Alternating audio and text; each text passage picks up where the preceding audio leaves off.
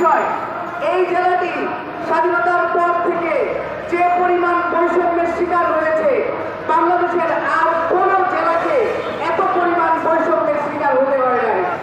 ভৌগোলিকগতভাবে পঞ্চগড় এমন একটি জায়গায় অবস্থিত যার পাশ দিয়ে একই সাথে রয়েছে এশিয়ান হাইওয়ে, যে হাইওয়ে দিয়ে আপনি সড়ক পথে সরাসরি ভারত, নেপাল, ভুটান এবং চীনে প্রবেশ করতে পারবেন।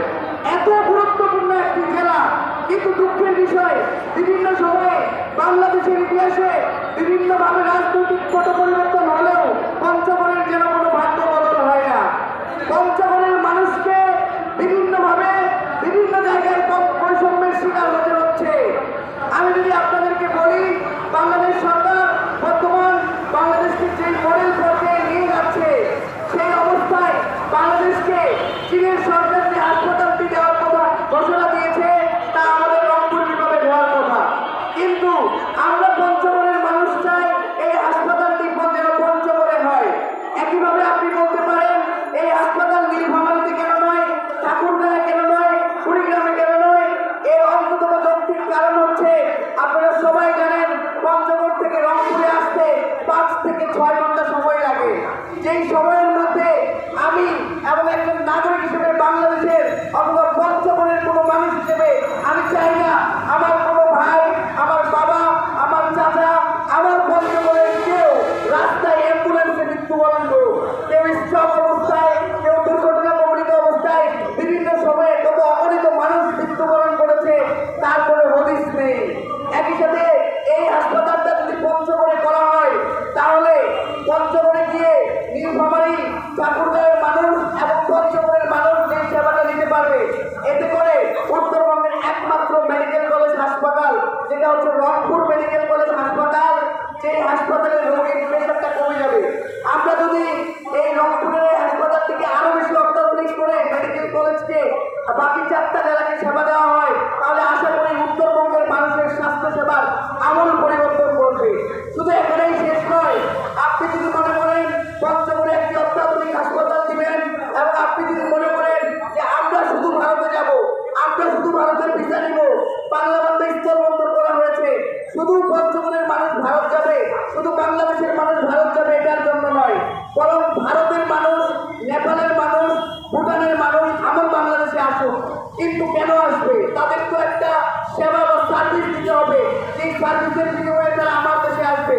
এই চীনের দেওয়া 1000 শয্যা বিশিষ্ট হাসপাতালটি হতে পারে একটা বিরাট সুযোগ, যে সুযোগের মাধ্যমে এই হাসপাতালটি পঞ্চগড়ে স্থাপন করলে একদম কাছের যে দেশ নেপাল, ভুটান, 7 সিস্টার্স এবং চীন থেকে মানুষ পঞ্চগড়ের সার্ভিস থেকে আসতে পারে। তাদেরকে যেতে হয় দিল্লিতে, চেন্নাইয়ে, দুবাইয়ে, ইভেন বাংলাদেশের মানুষেরাও সেদিকে যায়, যেটা বিপুল পরিমাণ অর্থের এবং সেবার প্রয়োজন। আরো একটি বিষয় জানিয়ে রাখা প্রয়োজন, ঢাকা থেকে পঞ্চগড়ে, পঞ্চগড় থেকে ঢাকায় আসে চিকিৎসা নিতে যে পরিমাণ খরচ হয়, তার থেকে বেশি কম খরচ হয় ভারতে গিয়ে চিকিৎসা নিতে। তাই পঞ্চগড়ের এই বৈষম্যের অবসান হওয়া খুবই জরুরি। পঞ্চগড়ের মানুষের জন্য, দেশের কল্যাণের জন্য ভৌগোলিকভাবে গুরুত্বপূর্ণ জেলাটিকে বাংলাদেশের বর্তমান অন্তর্বর্তীকালীন সরকার যেন সুদৃষ্টিতে দেখেন এবং পঞ্চগড়কে যেন একটি অনন্য উচ্চ পর্যায়ে নিয়ে যায়, সেই অনুরোধ আমার এই বর্তমান অন্তর্বর্তী সরকারের কাছে অনুরোধ থাকবে। সেই সাথে যারা পঞ্চগড়ের নেতৃত্ববৃন্দ রয়েছেন, রাজনৈতিক নেতৃবৃন্দ বিভিন্ন সময়ে পঞ্চগড়কে নেতৃত্ব দিয়ে আসছেন, তাদের কাছে অনুরোধ করবে, আপনি যদি মনে করে থাকেন যে আপনার এক বিন্দু কবরের মাটিও পঞ্চগড়ে হবে, তাহলে পঞ্চগড়ের জন্য মন থেকে কাজ করবেন এবং এই পঞ্চগড়ের চীনের এই হাসপাতালে নেওয়ার জন্য আপনাদের সকলের কাছে আমার জোর দাবি রইল। ইনশাআল্লাহ একদিন পঞ্চগড় বিশ্বের রোল মডেল হবে। আসসালামু আলাইকুম সবাইকে। সম্মানিত সভাপতি, মানববন্ধনে উপস্থিত পঞ্চগড় জেলার সর্বস্তরের জনগণ, আমার সামনে উপস্থিত মিডিয়ার ভাই ও বোনেরা, যারা যেখান থেকে শুনছেন সবাইকে জানাই, পঞ্চগড় জেলাতে পারবেন না, 12 লক্ষ মানুষের বসবাস পঞ্চগড় জেলায়। একটা মানুষ অসুস্থ হলে শুধুমাত্র প্রাথমিক চিকিৎসা দেওয়া হয়, ওখানে আর কোনো চিকিৎসার ব্যবস্থা নাই। প্রাথমিক চিকিৎসার পরে ওখান থেকে পাঠিয়ে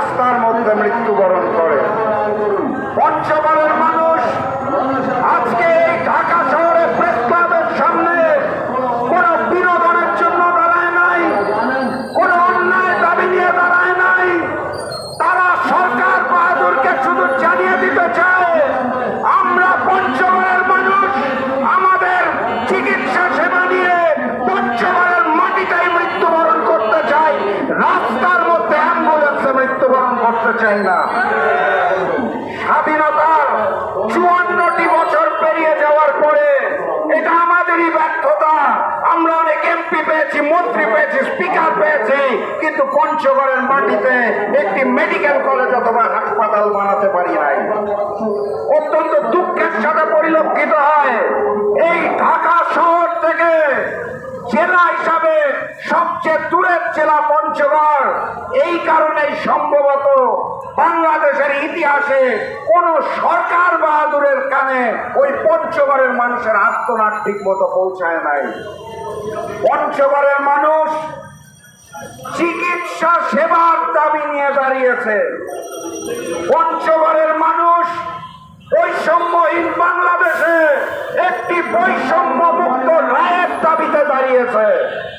পঞ্চগড়ের মানুষ বলে নাই অন্যান্য জেলাকে বঞ্চিত করে সব সুযোগ সুবিধা আমাকে দিয়ে দাও।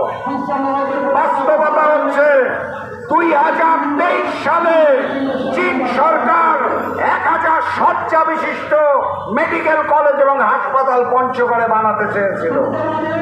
ভারতের নির্দেশনায়, ভারতের আপত্তিতে শেখ হাসিনা সীমান্তবর্তী অঞ্চল হওয়ার কারণে 2023 সালে চীন সরকার যে হাসপাতাল বানাতে চেয়েছিল তার কাজ চিরতরে বন্ধ করে দেয়। আজকে শেখ হাসিনা মুক্ত বাংলাদেশে আমাদের সুযোগ এসেছে উত্তরবঙ্গে একটি 1000 শয্যা বিশিষ্ট হাসপাতাল এবং মেডিকেল কলেজ করা। চীন সরকার অর্থায়ন করতে চায়। অন্তর্বর্তী সরকার উত্তরাঞ্চলকে সিলেক্ট করেছে। উত্তরাঞ্চলের বিভিন্ন জেলায় যে তারা জমি দেখে বেড়াচ্ছেন, কিন্তু দুঃখজনক হলেও সত্য তাদের জমি দেখার লিস্টে পঞ্চগড় জেলার নাম আসছে না।